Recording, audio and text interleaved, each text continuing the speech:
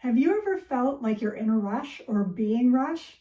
Most of us have. I know I have for sure. And the problem with feeling rushed or being rushed is you're not really present. As wise soul Ram Dass once said, be here now. Well, what the heck does that even mean and why is it important? The problem with being in a rush and having this kind of look towards the future all the time, like what's next, what's next, what's next, is that we can begin to miss details right here in the here and now. So if you're having a conversation with someone at work, or if you're in a meeting, or even if you're editing something or writing something, you may miss important details. You may make mistakes. You may be making assumptions about things because assumptions help us shortcut our brain. And it's like, yeah, I know that. We just label it, we put it in the box in our mind, and we move on. But sometimes we're wrong.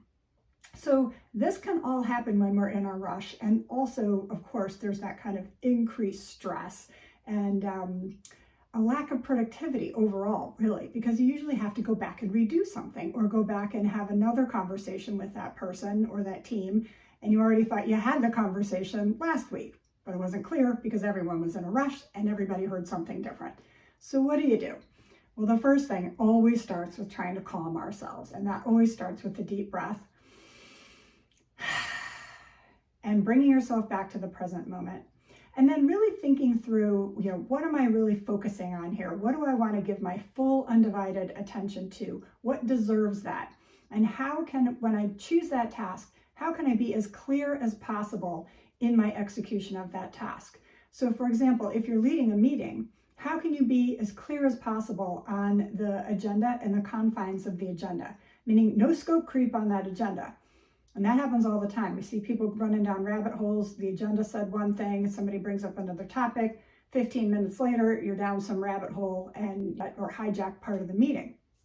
So if that does begin to happen, you can always table that, have a separate meeting as appropriate with that on that topic, but stay on task, right? So what we're trying to do is lead our brains to this place of specificity, thoughtfulness, care, and be able to take the logical next step without rushing.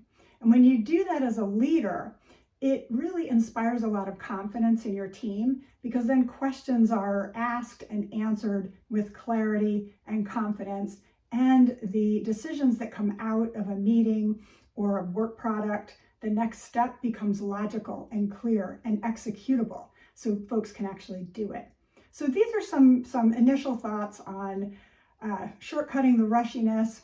I'd love to hear your thoughts on that. There's a lot here. I remember one of my horses from the old days, she used to always want to rush. And some of these are manufactured states that we actually make up in our mind and then share with others. Sharing your freneticism with others is always fun. And then some of it is just someone's nature is to kind of jump ahead. And we just want to settle down, take the next step, assure ourselves that it's okay to wait, and know that the slower, more deliberate, more focused path is much better long-term. So we're playing for the long game. Love to hear your comments. Thanks so much for listening.